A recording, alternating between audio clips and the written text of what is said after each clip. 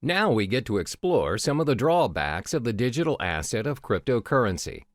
Previously, it was mentioned how cryptocurrency is a one-of-a-kind digital currency without likeness, because not many payments nowadays are without the involvement of a third-party, low-risk payment, little or no fraud cases, and most of all, universal in its usage.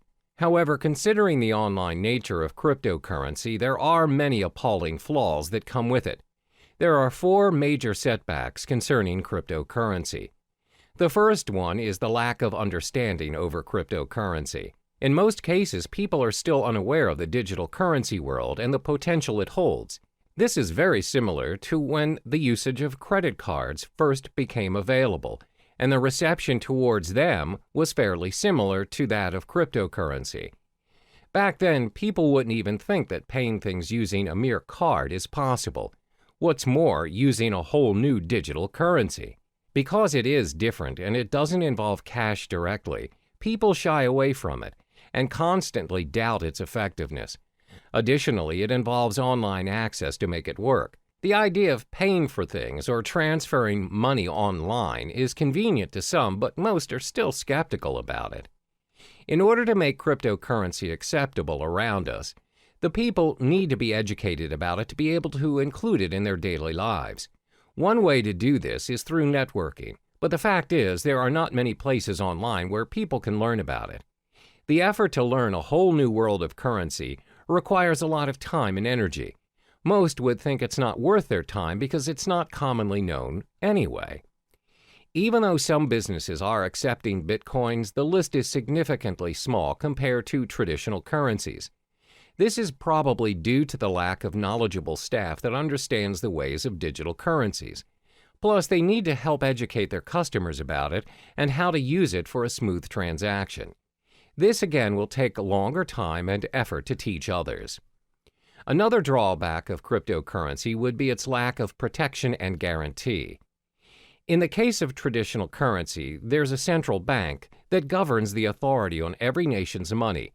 No higher authority can suddenly decide that they no longer want to use their country's currency to trade without protest and rejection.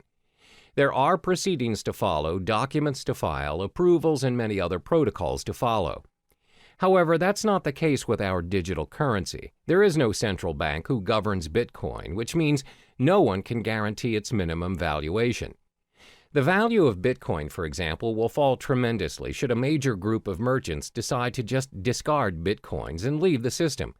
This will inevitably put other users who have invested thousands of dollars into Bitcoins into a major loss. There's no one to contact to complain about these losses or rules to help compensate them. Thus, the decentralized system of Bitcoin is what we call a double-edged sword all on its own. The next disadvantage is its technical shortcomings. When online banking made its way into our lives, there's always a risk of sudden server failure, power shortages, and even hardware lags.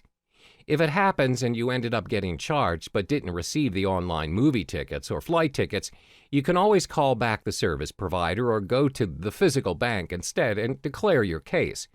Most of the cases, if you show evidence of your payment, you'll get proper compensation or feedback. But that's not how it works with cryptocurrency. First of all, this currency does not have a bank to negotiate and help you around. There's no fixed number that you could call and just ask for clarification. So if you bought your goods using Bitcoins, for example, and the merchant didn't send the items you purchased, there's nothing you can do to reverse the transaction or get a refund. You can't complain to the police or any relating authority for that matter. Similar to data corruption or virus infections, if your hard drive crashes and your wallet file is corrupted, your Bitcoin is lost forever. There's nothing you can do to restore it, and those coins will be orphaned in the system. The last major disadvantage of cryptocurrency would be because it is still developing. When things are still developing, it's prone to many risks.